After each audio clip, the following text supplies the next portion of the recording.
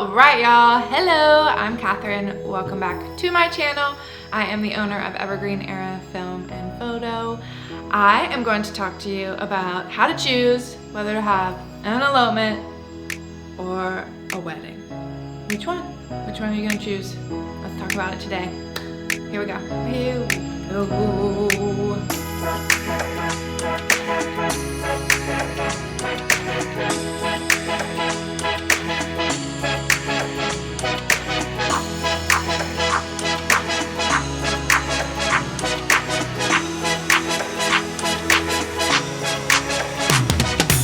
I'm going to walk you through a few different factors that are going to help you make your decision on whether an elopement or a big traditional wedding is right for you. First one is price, your budget, however much money you want to spend on this kind of experience. Typically, larger traditional style weddings are going to be more expensive. I think the average recently spent on a big traditional wedding was like $37,000. That doesn't mean that elopements have to be less expensive than that. If you are going to enjoy this experience, are going to value it more and spend just as much money, you might still want to have an elopement in that way. But typically big traditional weddings just cost more. That's because you have venues, typically you're feeding people, you have flowers and tablescapes, and there's just a lot of factors that go into that, of course. If you have a smaller budget, or if you just want to spend your money on something you value more than a big traditional wedding, you're probably gonna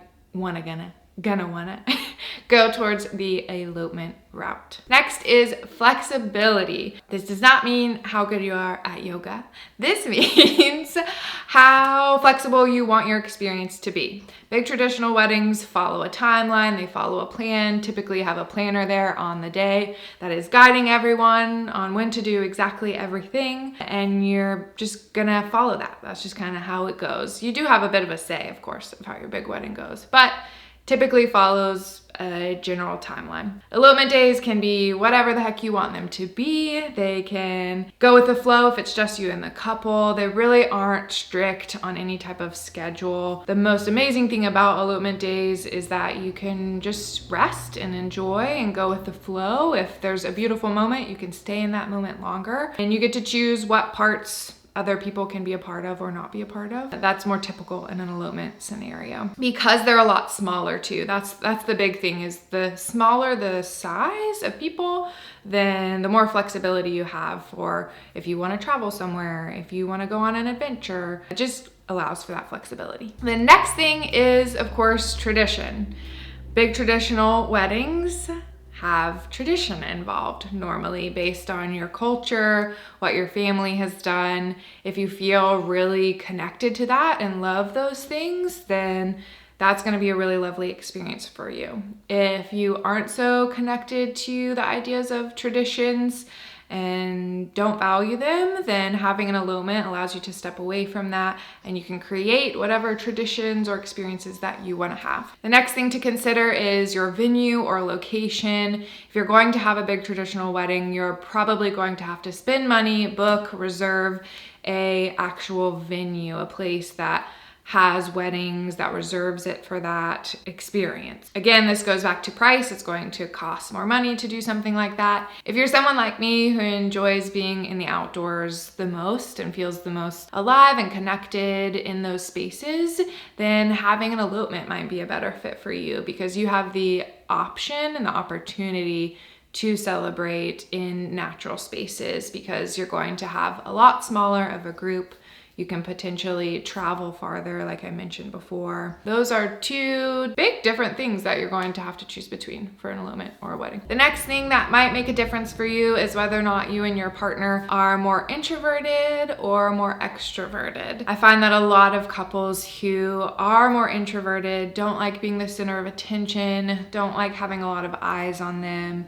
They want their wedding experience to be more about just them as a couple. They want to be more relaxed and comfortable. So the elopement experience, the intimacy of that really gives you that opportunity. And then if you are more extroverted, if you like a big party, if you love big groups and the energy of that, you've dreamt of saying your vows and celebrating in front of all the people in your life, then a larger wedding might be a better fit for you. Also, I've mentioned this before, but the size of your desired group is going to make a big difference. Just as is, if you're going to invite a lot more people, you're going to just be leaning into the big traditional wedding world. And if you just want a handful of your closest friends, loved ones, family, then that is going to be more of an elopement style celebration.